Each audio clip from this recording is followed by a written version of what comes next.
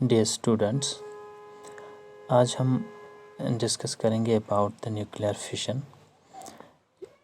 इस यूनिट में हमें न्यूक्लियर रिएक्शंस में दो रिएक्शंस पढ़नी है। एक है न्यूक्लियर फिशन और दूसरी रिएक्शन है nuclear fusion. Nuclear fusion occurs inside the sun where there is the fusion of the hydrogen atoms. In nuclear fission में एक लार्ज अनस्टेबल एटम जो है वो स्प्लिट होता है into two or more smaller nuclei, into two or more smaller atoms which are more stable as compared to the parent atom. For example, in case of the uranium 235 जिसका मास है, जब उसे bombard किया जाता है with neutrons, और neutron की speed इतनी होनी चाहिए ताकि न्यूट्रॉन जो है वो एंटर करे न्यूक्लियस के अंदर, और उसकी वजह से यूरेनियम एटम जो है जिसका मास 235 होता है उसका मास चेंज होता है 236। ये न्यूट्रॉन जो है ये एंटर करता है न्यूक्लियस के अंदर, और फिर ये इसका न्यूक्लियस जो है इट बिकम्स हाईली अनस्टेबल और ये ब्रेक होता है और यहाँ से बनते हैं बेरियम एंड क्रिप्टॉन और स्ट्रोंशियम एंड ज़ीनॉन। मोस्टली हम इस रिएक्शन में लेते हैं कि यूरेनियम जो है ये ब्रेक होता है इनटू बेरियम एंड क्रिप्टॉन।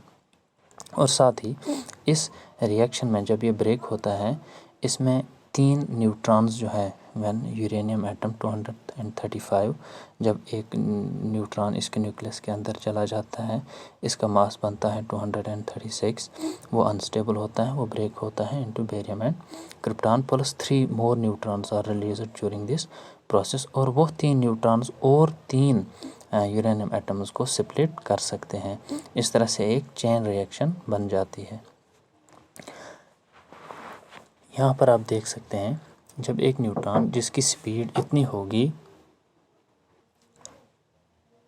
इस न्यूट्रॉन की स्पीड इतनी होनी चाहिए ताकि it can enter the nucleus of this uranium atom, और इसकी वजह से इसका मास जो है 201 addition of 1 neutron particle inside the nucleus, इसका मास अब चेंज होगा 236। अब ये हाईली अनस्टेबल है, it breaks into barium and krypton, और यहाँ पर रिलीज होते हैं तीन न्यूट्रॉन्स भी, और साथ में there is a lot of energy is released during this process. So nuclear fission में एक लार्जर एटम जो अनस्टेबल होता है, जब इस एटम पे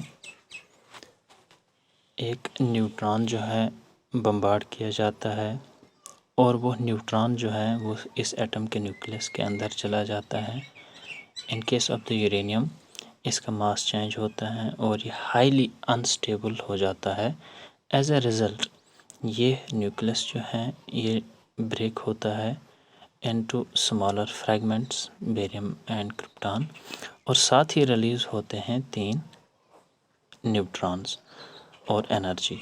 आप देख सकते हैं न्यूट्रॉन न्यूक्लियस के अंदर चला जाता है, ये अनस्टेबल हो जाता है, उसकी वजह से ये न्यूक्लियस जो है ब्रेक होता है इनटू बेरियम एंड क्रिप्टॉन, और साथ ही रिलीज़ होते हैं न्यूट्रॉन्स। ये न्यूट्रॉन्स जो हैं ये और जो है इसके सराउंडिंग में यूरेनियम एटम्स, उनका फिशन जो है वो होता है बिकॉज ऑफ दिस न्यूट्रॉन्स, और साथ ही बहुत सारी एनर्जी रिलीज़ होते हैं और ये बन जाती है एक चैन रिएक्शन।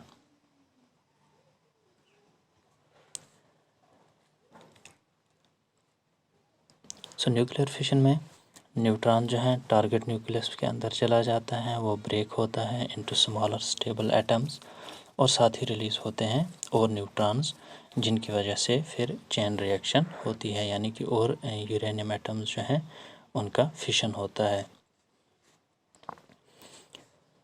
सो यूरेनियम 235 ये ब्रेक होता है इनटू लाइटर एलिमेंट्स या एटम्स हम कहेंगे, और इसमें जो न्यूट्रॉन्स रिलीज़ होते हैं वो उनकी वजह से एक चैन रिएक्शन होती है, और बाकी जो है इसमें यूरेनियम एटम्स वो भी ब्रेक होते हैं because of these neutrons release during the fission process, और साथ ही बहुत सारी एनर्जी जो है वो रिलीज़ होती है because of the mass effect.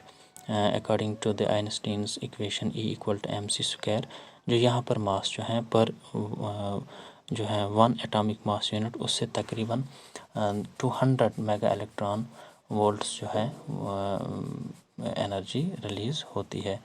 200 mega electron volts पर जो है फिशन, और from 1 atomic mass unit the energy released is almost 931 mega electron volts.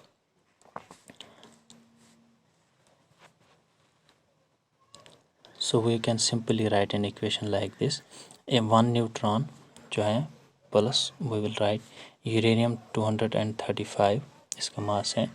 जब इसके न्यूक्लियस के अंदर चला जाएगा, यहाँ पे जो न्यूक्लियस बनेगा unstable, highly unstable, that will be uranium 236, और ये ब्रेक हो जाएगा इनटू बेरियम एंड क्रिप्टॉन और बेरियम।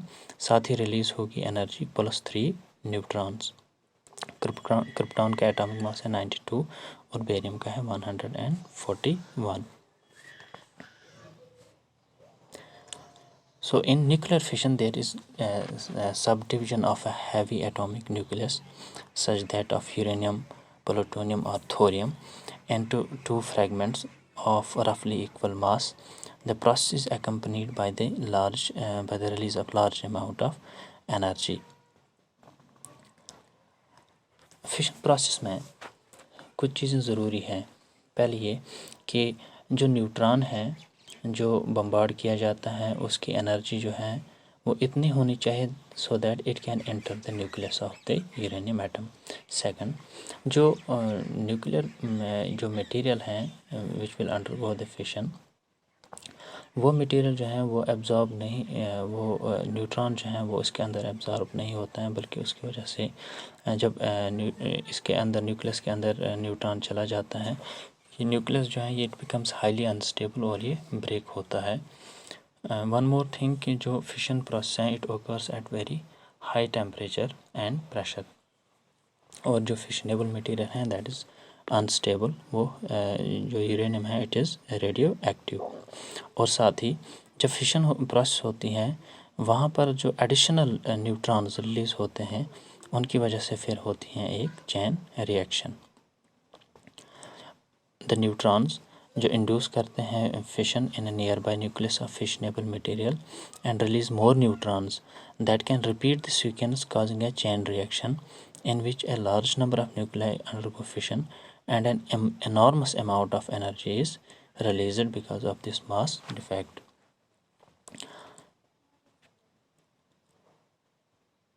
अब ये न्यूक्लियर फिशन प्रोसेस जो है, in case of the nuclear reactors या न्यूक्लियर एनर्जी जो रिलीज़ होती है, न्यूक्लियर रिएक्टर्स जो इस्तेमाल किए जाते हैं फॉर प्रोड्यूसिंग इलेक्ट्रिसिटी, वहाँ पर इस प्रोसेस को अंडर कंट्रोल्ड कंडीशंस इससे जो एनर्जी रिलीज़ होती है that is utilized for the benefit of the society.